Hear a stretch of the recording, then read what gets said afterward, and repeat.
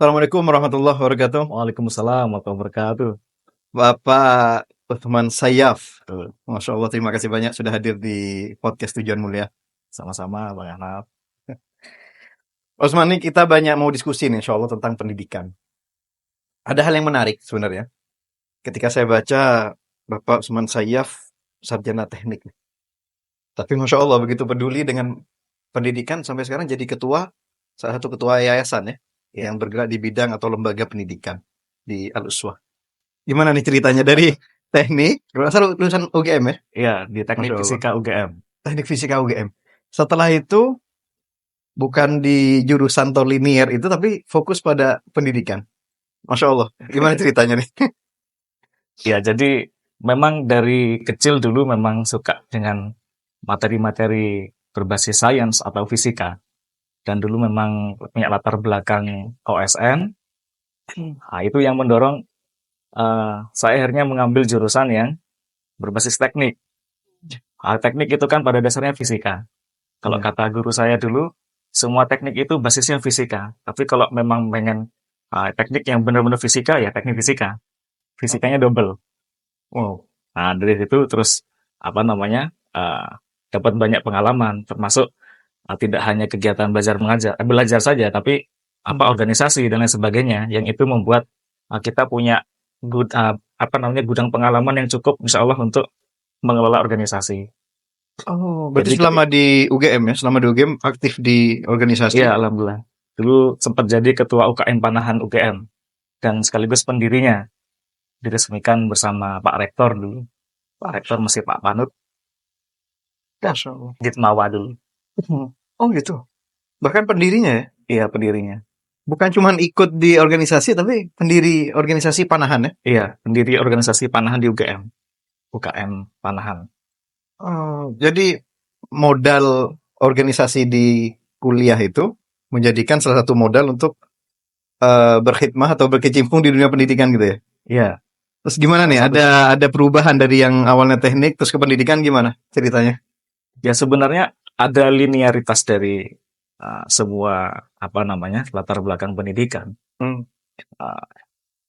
Kan di kuliah kita dituntut untuk bisa critical thinking terhadap suatu problem solving dan sebagainya. Nah, itu yang membuat saat kita berada dalam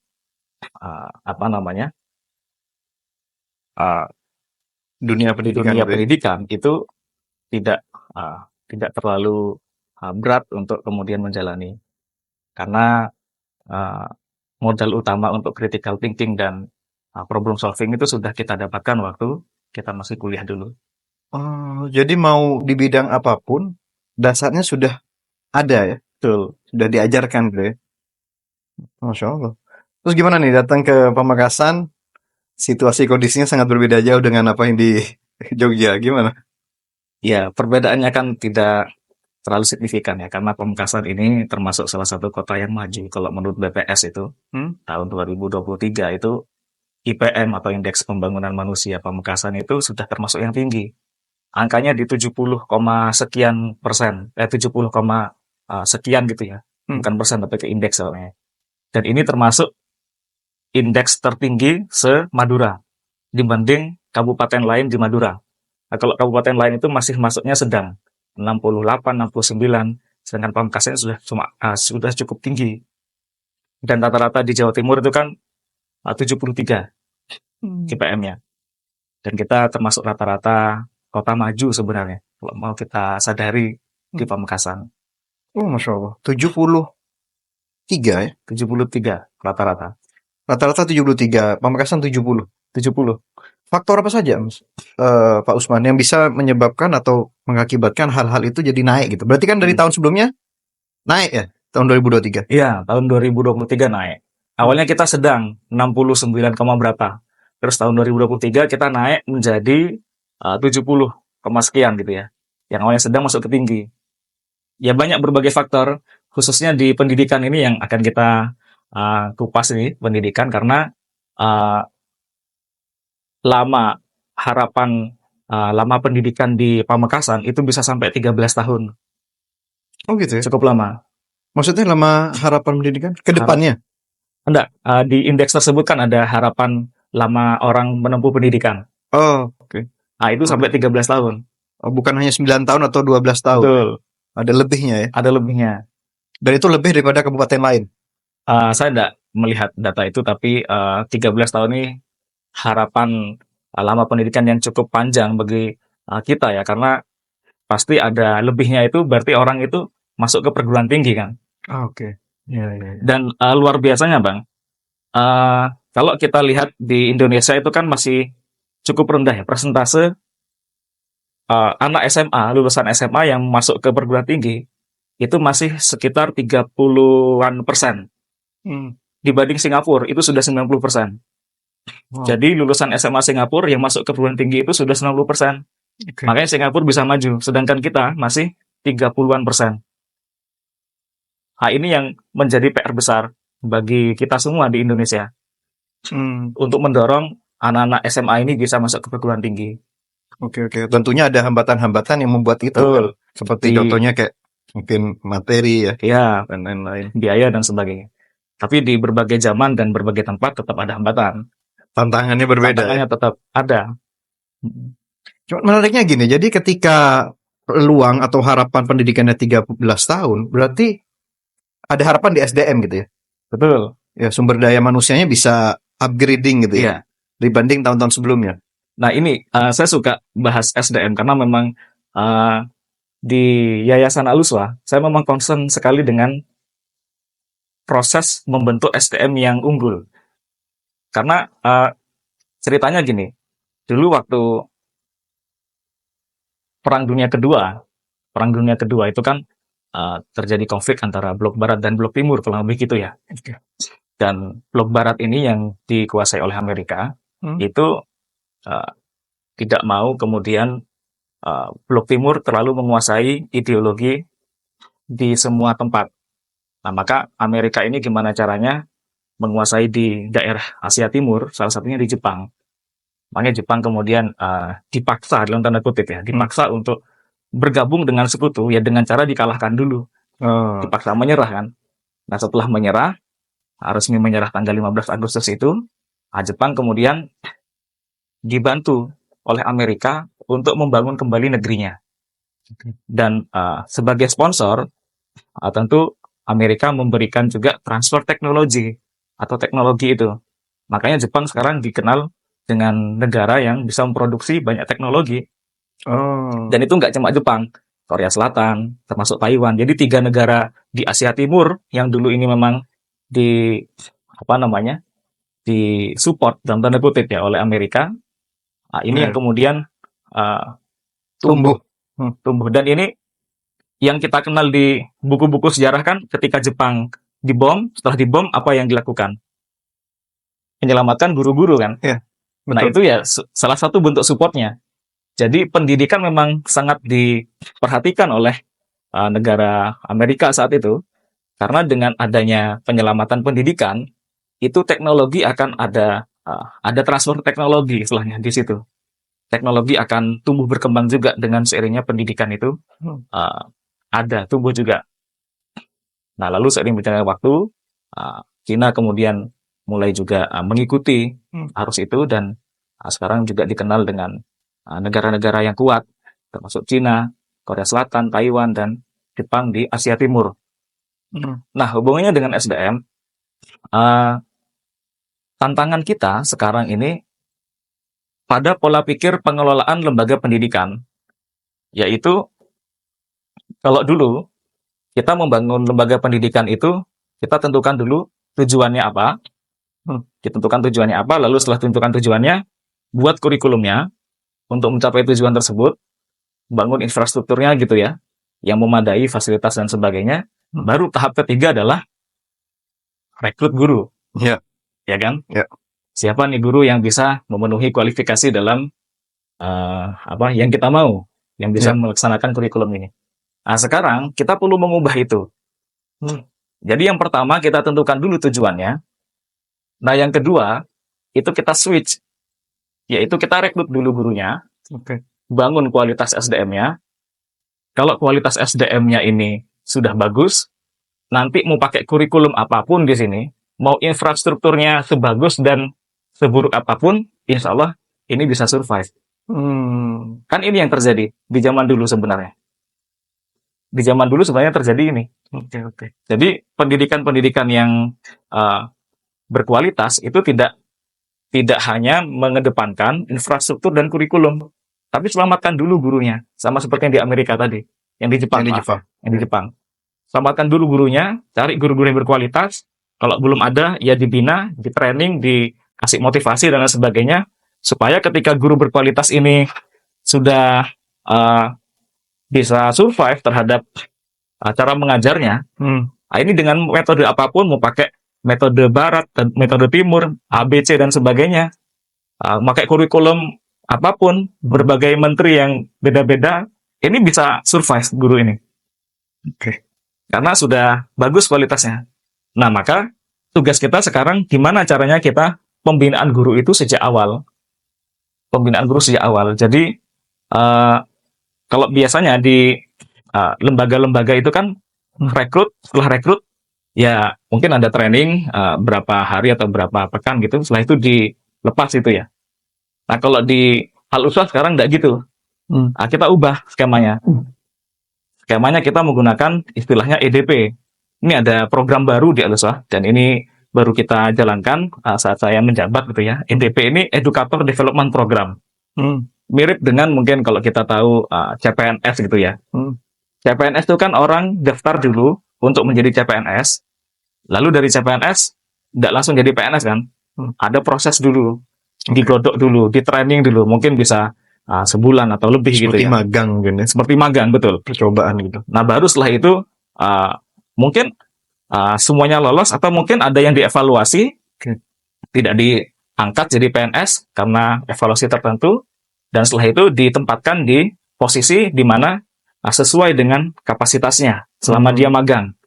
Nah, kita sekarang menerapkan program itu. EDP ini kita open rekrutmen sebesar-besarnya, seluas-luasnya di semua formasi.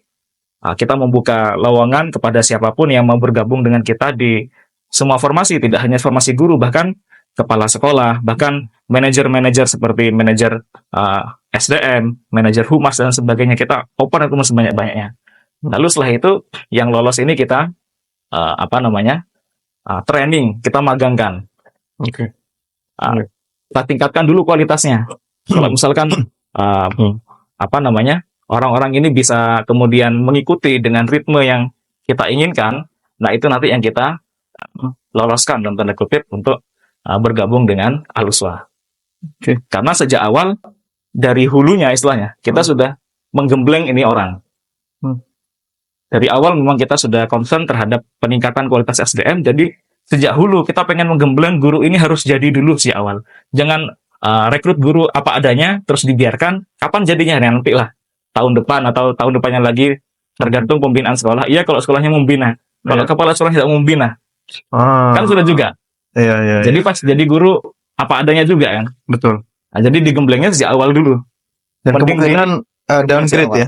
Ya. Ketika kepala sekolah tidak membina, kemungkinan yang ada sudah standar di bawah standar, semakin downgrade. Semakin downgrade. Betul.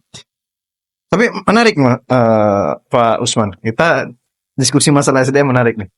Saya teringat ada pepatah Cina, kalau kita butuh 1 hari, kita cukup tanam benih. Ya, betul.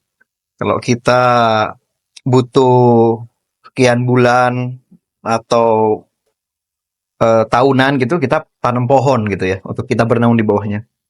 Tapi kalau kita mau jangka panjang sampai 100 tahun, kita didik orang. Karena ketika kita mendidik orang, maka ada upgrade keilmuan di situ, dan itu bisa bertahan sampai ke generasi selanjutnya. Betul.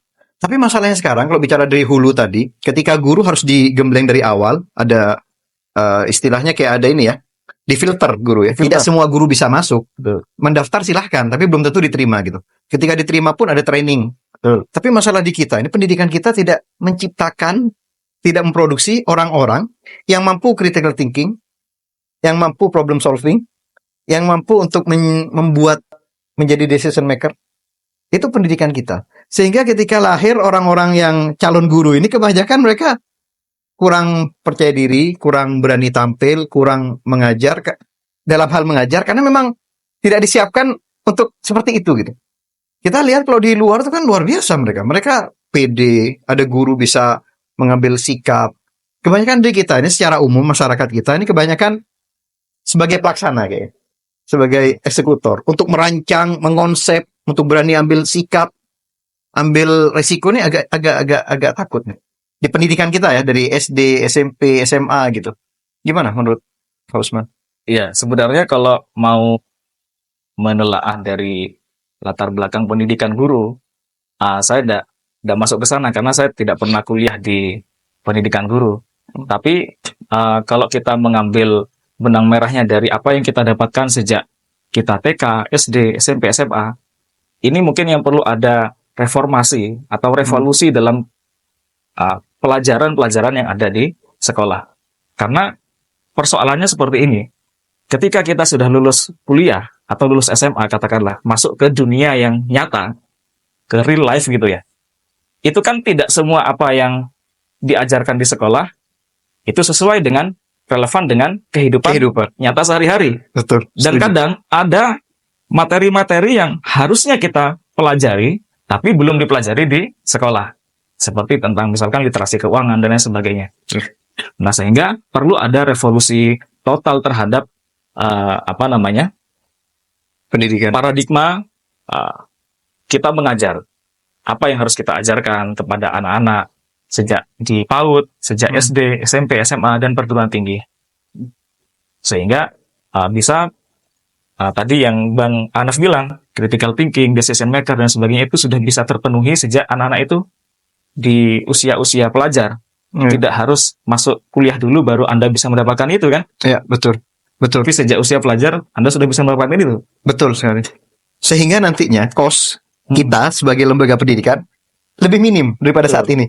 Sekarang untuk ngebentuk guru dengan kapasitas yang maksimal atau yang layak untuk menjadi guru, ini kan cost kita tinggi.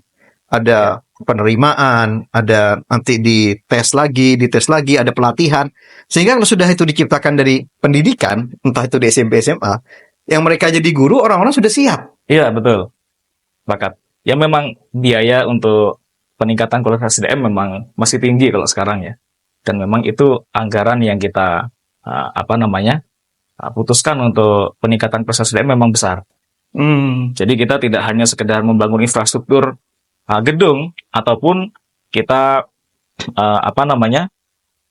mencari kurikulum terbaru dan sebagainya. Iya, itu penting. Infrastruktur gedung penting, kurikulum terbaru penting dan sebagainya, tapi yang paling penting adalah kualitas SDM guru ini sudah siap menerima belum terhadap tantangan zaman sekarang, digitalisasi dan teknologi dan lain sebagainya.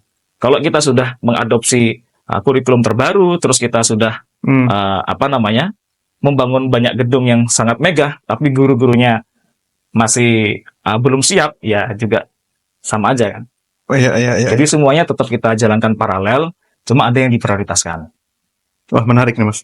Jadi bahasa umumnya gini ya, jangan nyiapkan mobil yang keren, yang canggih, yang mahal, kalau drivernya belum ada. Atau bisa jadi mobilnya terlalu canggih daripada drivernya, akhirnya malah salah tuh ngemudiinnya. Bisa ngerusak mobilnya kan? Kalau bahasa saya gini, tadi kan kita menentukan dulu tujuan, lalu kita nyiapkan dulu SDM yang berkualitas, baru kita melihat sarana prasarana apa nih, infrastruktur apa. Ini kan yang akan kita ubah. Ya sama kayak misalkan sekarang Bang Anaf punya tujuan kemana nih malam ini. Misalkan mau ke alun-alun. Kalau memang Bang Anaf berkualitas secara SDM gitu ya, itu walaupun hujan, walaupun rintangan dan sebagainya, pasti akan tertuju. Pakai cara lain, wah gak ada mobil nih, gak ada motor, gak ada apa. Oh bisa nebeng temen, oh bisa minta tolong siapa, bisa naik mungkin ojek dan sebagainya. Tapi kalau kita harus ada perangkatnya dulu untuk menuju ke suatu tempat, harus ada mobilnya dulu, harus ada infrastruktur sekolahnya dulu dan lain sebagainya. Nah itu nanti tidak jalan-jalan. Iya, betul. Tidak bisa sampai ke tujuan. Malah bisa jadi bangunan yang megah yang canggih itu karena ada SDM yang tidak kompeten bisa malah rusak. Iya, bangunan. Dan bahkan menariknya sekarang di dunia teknologi yang sangat berkembang pesat, justru pendidikan ini tidak dibatasi oleh sekat-sekat dinding sekolah yang tebal.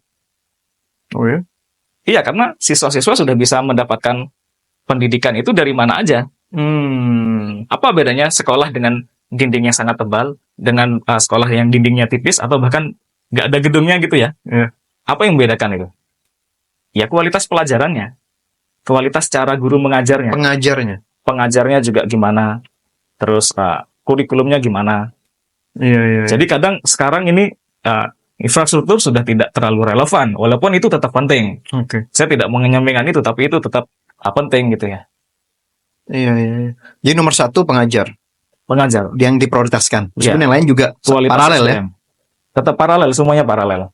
Tapi jujur, Pak Usman, saya juga di Pamekasan. Tahun 2000, setelah 8 tahun di luar Pamekasan, tahun 2013 pulang. 2 tahun setelah itu saya bikin Cahaya Umat sama teman-teman.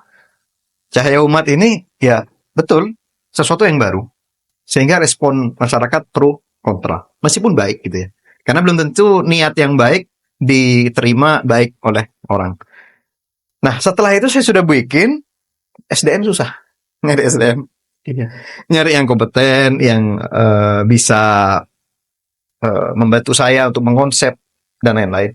Sehingga setelah itu saya berpikiran sesuai dengan yang Pak Usman tadi sampaikan. Yang pertama tuh memang infrastruktur penting, tapi ya Siapkan dulu SDM-nya. Ya, betul gitu. Karena ketika infrastruktur belum ada, dengan SDM yang kompeten, dia akan berpikir sehingga infrastruktur itu ada Betul. gitu ya. Nah, ini sebaliknya yang tadi. Mungkin sekarang kalau ada kasusnya gini, ada kawannya Bang Ahnaf misalkan, sahabat lamanya Bang Ahnaf, misalkan curhat gitu ke Bang Ahnaf, Bang, saya pengen bikin misalkan apa ya, podcast atau apa nih, tapi saya tidak ada dana, tapi saya tahu gimananya. Wah, udah nih bikin, cek, Ya. kamu SDM-nya bagus. Jadi kan akhirnya. Iya. Betul. Nah, jadi SDM memang penting dulu di awal. Iya. Tapi semuanya tetap paralel. Oke, sekarang kalau melihat dengan kondisi yang ada di Pamekasan, apakah lembaga pendidikan saat ini sudah diisi oleh guru-guru yang kompeten sehingga mampu menghasilkan kualitas pendidikan yang baik dan menghasilkan output berupa murid-murid dan outcome yang baik? Gimana menurut Pak Usman? Wah, itu harus baca data itu. Jadi kalau salah satu indikatornya kalau kita mengacu pada prestasi, ya alhamdulillah Pamekasan ini kan termasuk kota berprestasi ya secara akademik. Dan tahun 2012 itu kita patut bangga karena Bapak Muhammad Nuh, Menteri Pendidikan saat itu menyebut Pamekasan ini sebagai kota pendidikan. Itu kota pendidikan. Jadi perlu teman-teman pahami bahwa kita itu sebenarnya kota pendidikan.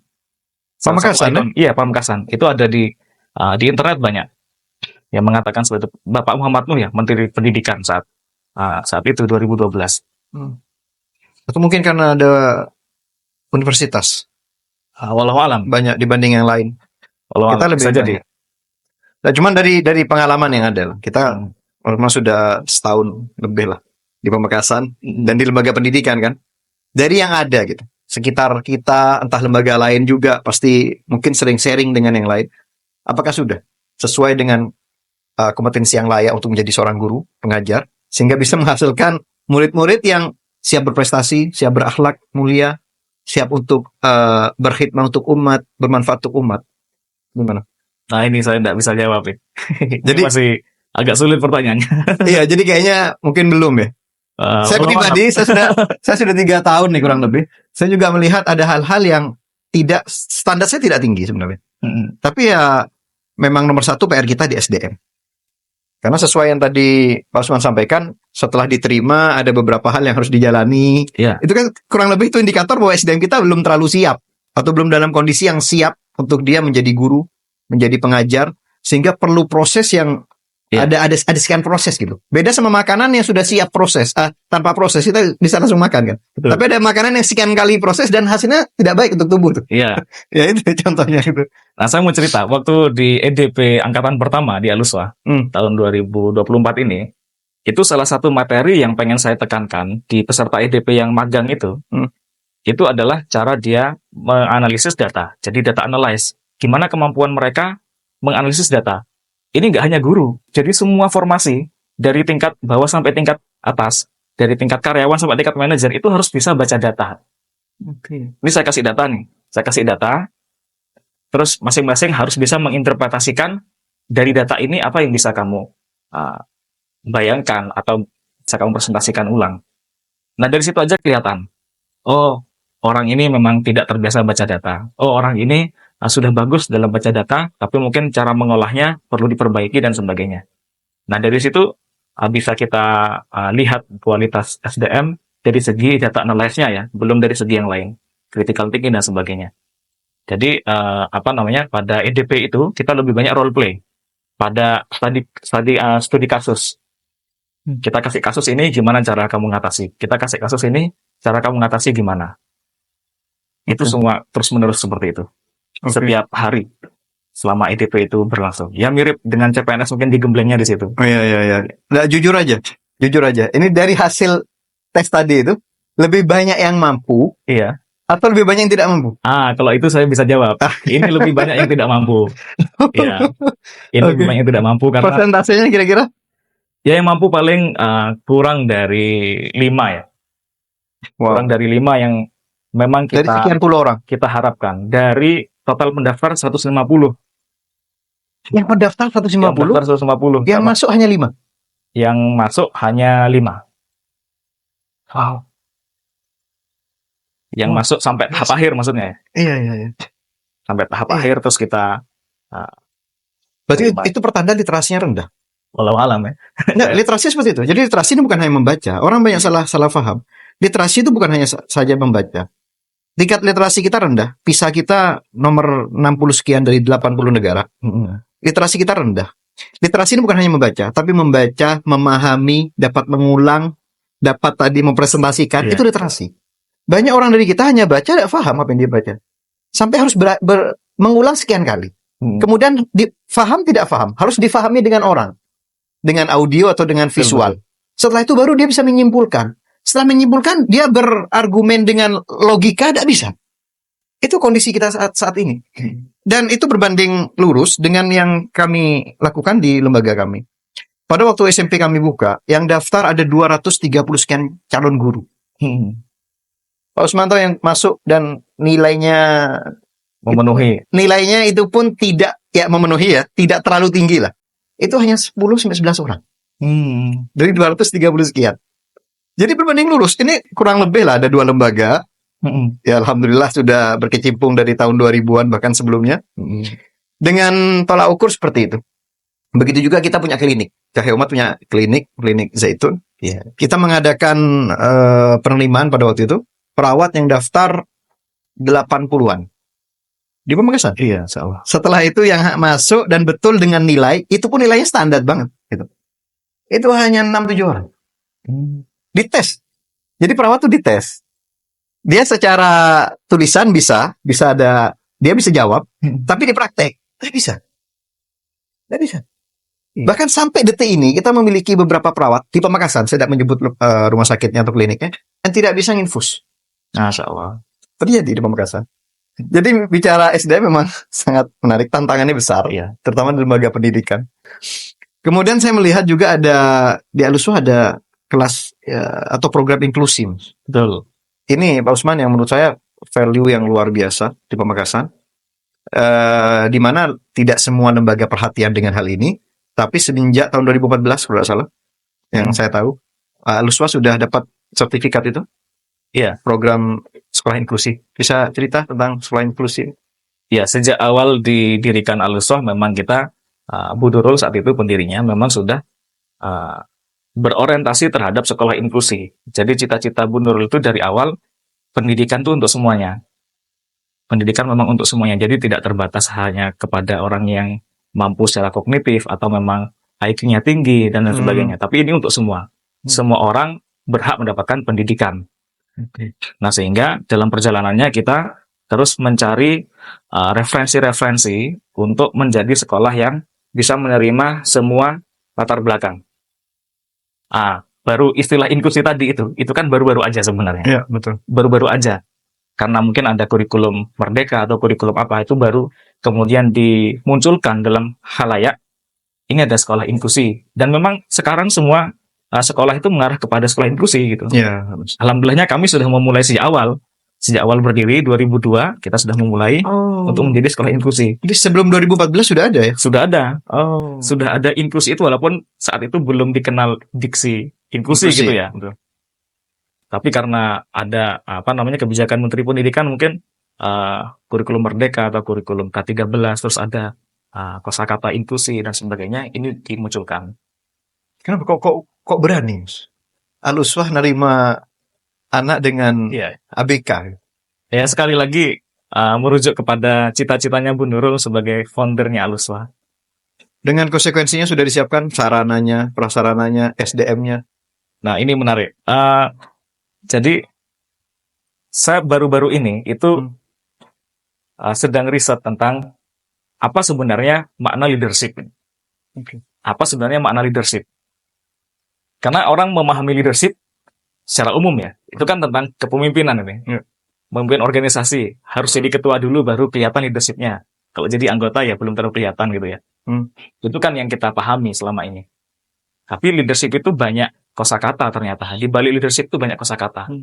Dan ini yang mungkin perlu dikaji di masing-masing lembaga ya.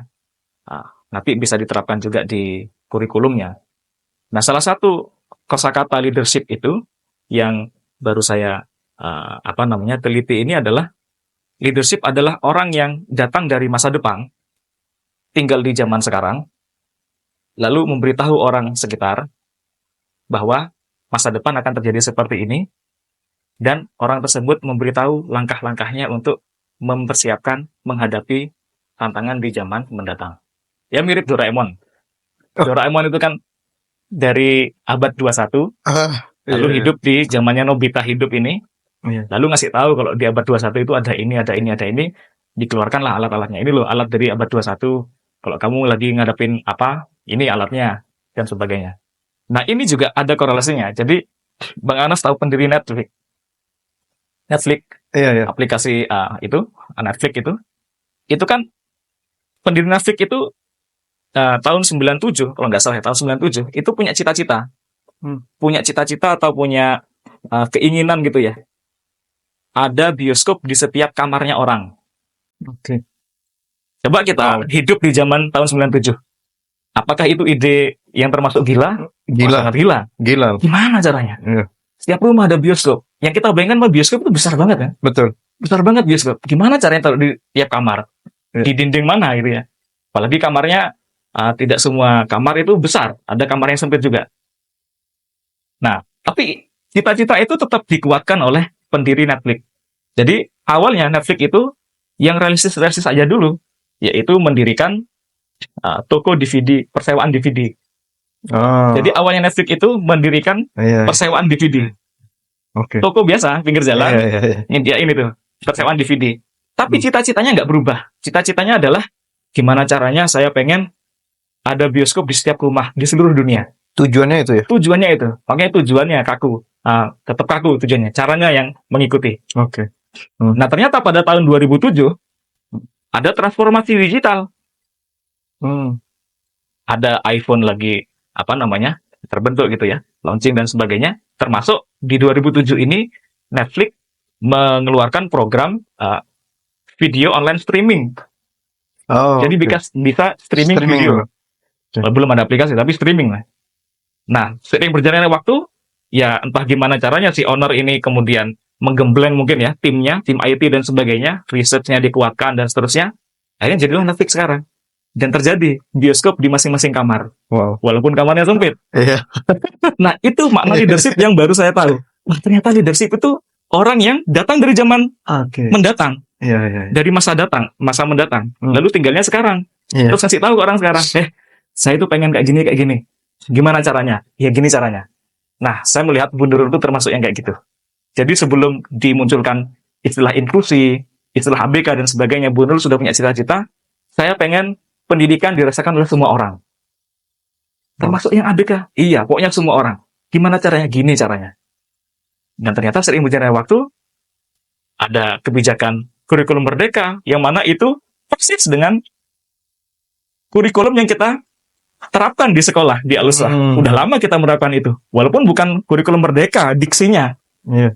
tapi isinya sama. Sudah merdeka duluan. Iya, tematiknya sama. Iya. Isinya sama, studi visualnya sama. Semuanya plak ketiplak. Wow. Nah, itu ide besarnya. Bro. Nah, ini leadership yang kayak gini nih yang luar biasa sekali. Jadi leadership menawarkan masa depan. Betul. Bukan membanggakan masa lalu. Iya. Kita lihat banyak orang membanggakan masa lalu. Oh, dulu seperti ini, dulu seperti ini. Itu bukan bagian dari leadership ya. Mungkin itu Menawarkan masa hanya depan. refleksi saja, tapi kita menguatkan tujuan kita ke depannya apa. Itu yang kita kuatkan. Dengan cara apa ya? Dengan cara yang realistis saat ini. Sama seperti Netflix itu 97 belum ada teknologi yang memadai, ya buat aja toko DVD, persewaan DVD. Nah, saat ini mungkin Aluswa mungkin tidak seideal yang dibayangkan, tapi yang realistis ada saat ini ya kita jalankan dulu. Betul. Tapi kita akan tetap menuju ke sana bahwa Aluswa akan menjadi epicentrum pendidikan bagi semua orang. Oh, Masya Allah. Yang itu bisa apa namanya menghasilkan apa namanya orang-orang berkualitas, anak-anak berkualitas. Betul. Balik lagi ke SDM berkualitas tadi. Betul, anak-anak berkualitas karena SDM-nya juga berkualitas, gurunya berkualitas. Oke. Apapun latar belakangnya, mau anak itu ABK atau enggak dan sebagainya. Karena intinya mencetak SDM berkualitas. Iya. Karena kita kan pelajarannya kan berbasis pada kebutuhan anak. Berbasis pada kebutuhan anak. Anak ini mampunya segimana, nanti dinaikin levelnya segitu. Satu tingkat di atasnya atau dua tingkat di atasnya. Tidak disamaratakan. Karena nggak semua orang harus bisa matematika atau bahasa Inggris dan sebagainya. Nah, sama seperti kata Albert Einstein itu, kalau ikan itu dinilai dari cara terbang, ya nilainya rendah. Nah, termasuk yang anak ABK juga sama. ABK itu kan nggak bisa, belum terlalu mampu menerima semua mata pelajaran. Tapi ada anak ABK yang itu punya kemampuan tertentu. Kayak misalkan anak ABK yang sering saya temui itu, kalau saya ke sekolah mesti anak itu kalau tahu saya datang, itu langsung lari ke saya, langsung mencium tangan saya. Karena mungkin saya pakai parfum ya, wangi-wangian gitu. Cium, fum gitu. Fum. Gitu terus. Ini dua anak ini. Lalu saya membayangkan, ini memang kemampuannya di penciuman atau apa namanya penciuman gitu ya. Pembau, bukan penciuman. Nah, apa yang bisa dimaksimalkan dari pembau? Ya bisa jadi si anak ini bisa menjadi apa namanya pengusaha parfum atau apa namanya yang berhubungan dengan pembau.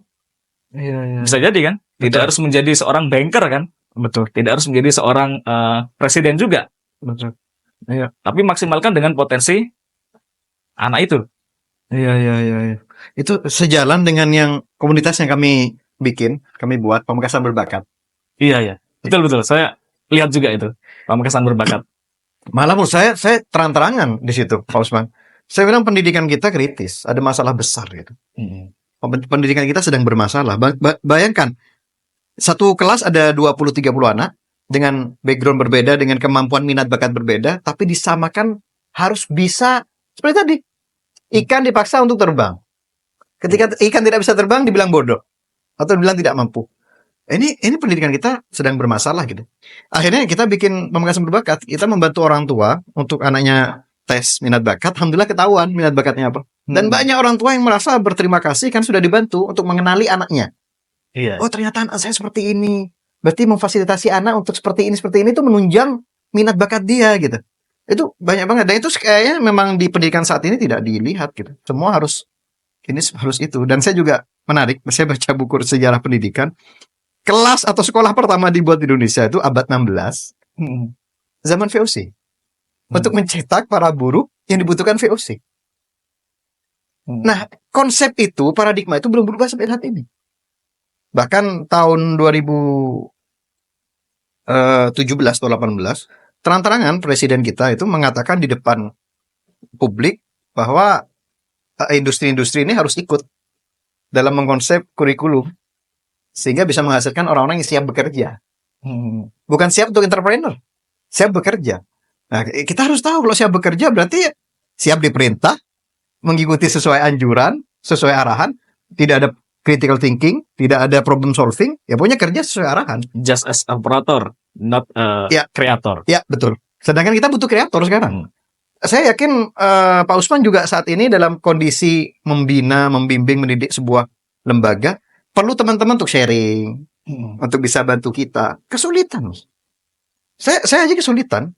Apalagi Pak Usman dengan tujuan seperti tadi yang Bu Nurul ingin cita-citakan, pasti membutuhkan kreator-kreator yang lain lah. Betul. Gimana nih lembaga pendidikan Al-Uswa melihat kondisi seperti ini? Selain tadi sudah guru-gurunya sudah di training, ada EDP tadi ya. Untuk murid-muridnya bagaimana?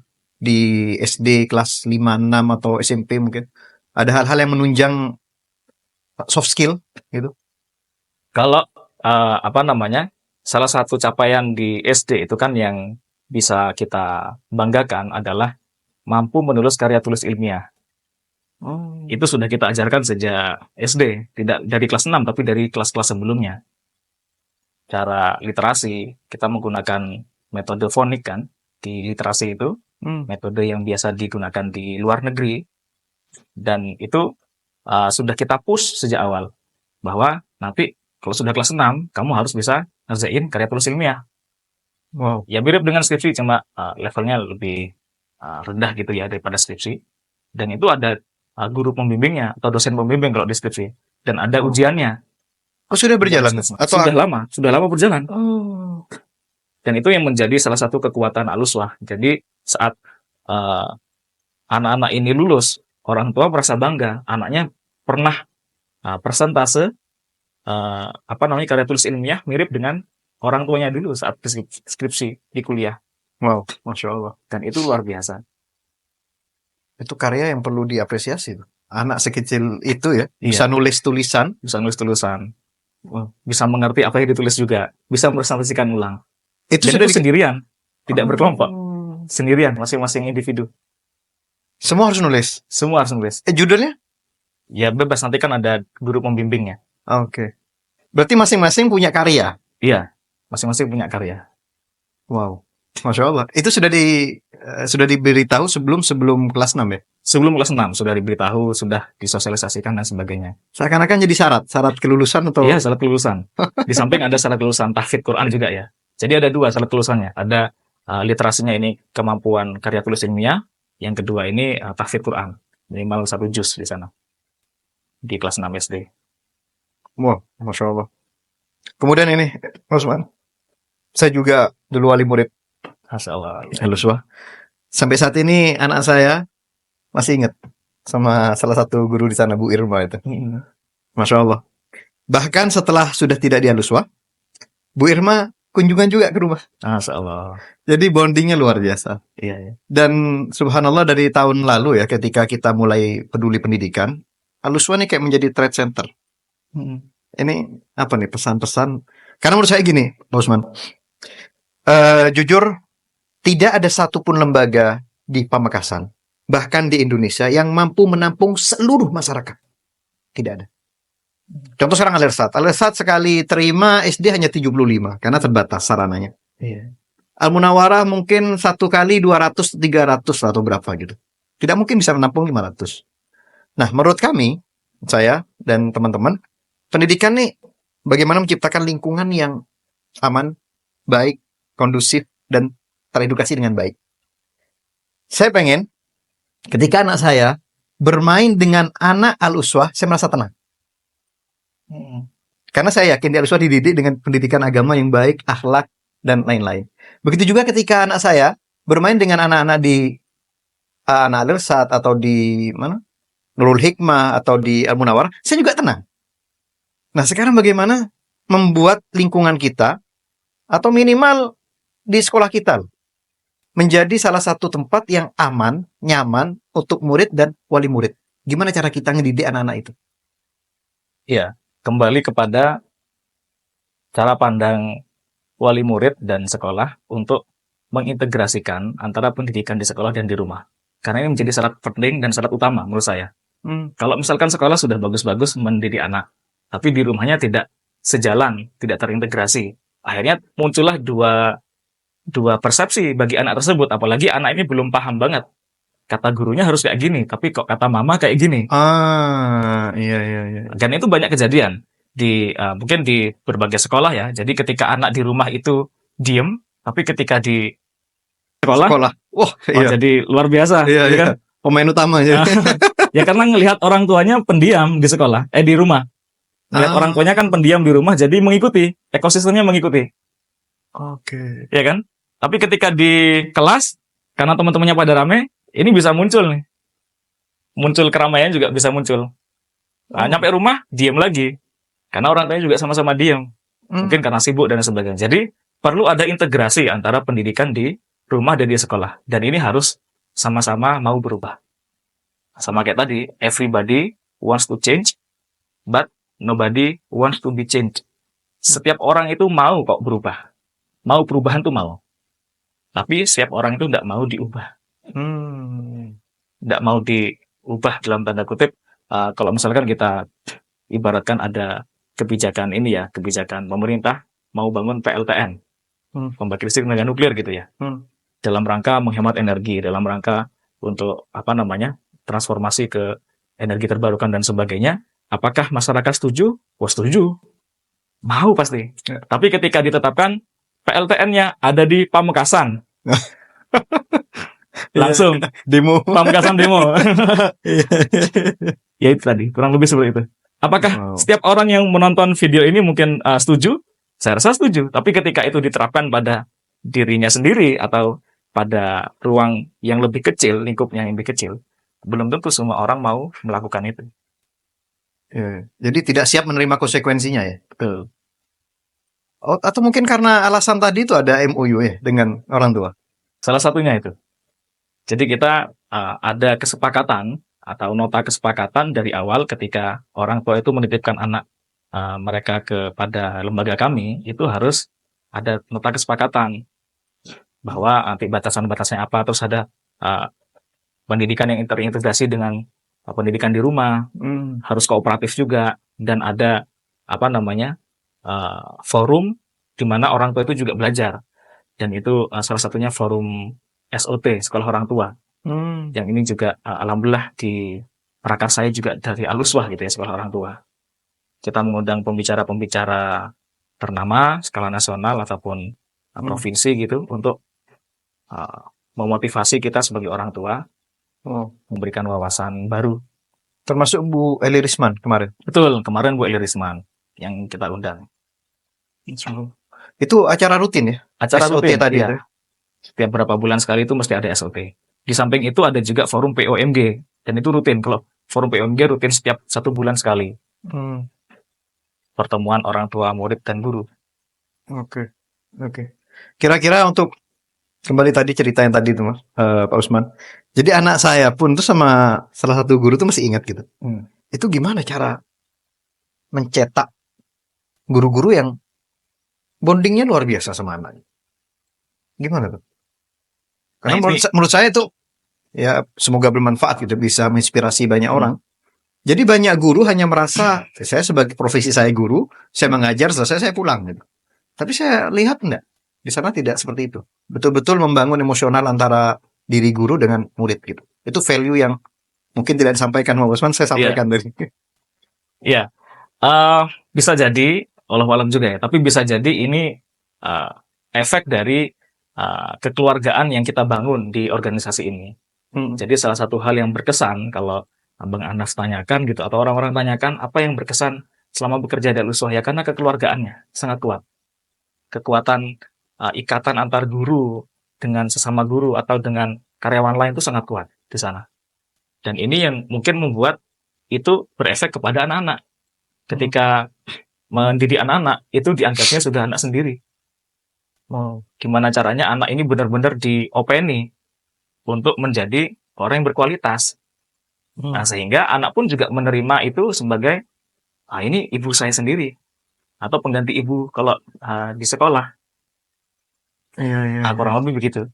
Bisa jadi memang efek dari kekeluargaan yang kita bangun di jajaran guru.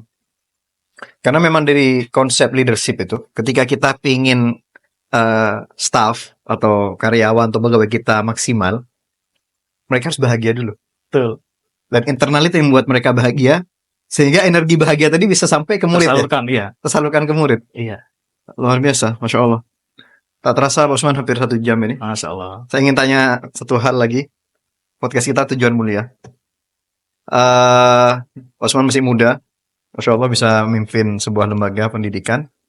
Ada tujuan yang dimana saat ini berada di situ, berada di proses itu, atau tujuan yang sampai saat ini belum, Ini yang pribadi atau secara lembaga? tentang lembaga atau pendidikan? Secara lembaga ya. Kalau secara lembaga, kita masih memimpikan atau menginginkan tersedianya lembaga-lembaga pendidikan yang terintegrasi dan holistik sampai ke tingkat perguruan tinggi. Kalau Al-Uswah kan saat ini masih sampai SMP ya. SMP. Betul. Dan itu kita masih terus menargetkan gimana caranya pendidikan yang kita beri saat ini itu terintegrasi dan secara holistik sampai ke perguruan tinggi. Jadi tidak putus. Kan agak eman-eman kalau sudah dibina akhlaknya sejak TPA usia bayi sampai SMP, terus SMA-nya mungkin mendapat ekosistem yang mungkin tidak sesuai dengan Al-Uswah. Nah, itu eman-eman. Jadi ini perlu disambungkan terus. Dan mohon doanya semoga ini bisa tercapai sampai ke perguruan tinggi. Amin, amin. Nah, saya yakin itu juga jadi bahan kegelisahan atau kegalauan wali murid ya? Iya, betul. Mana ini SMA-nya? Sekarang ini. setelah baru SMP ya tahun lalu ya? Baru SMP. Setelah ini ya mana SMA-nya gitu ya? Memang sedih sebenarnya. Saya yakin Pak Usman dan Bu Nurul sedih ketika murid-muridnya lulus tapi kita atau Pak Usman sebagai lembaga tidak bisa menyediakan lanjutannya gitu. Betul, lanjutannya.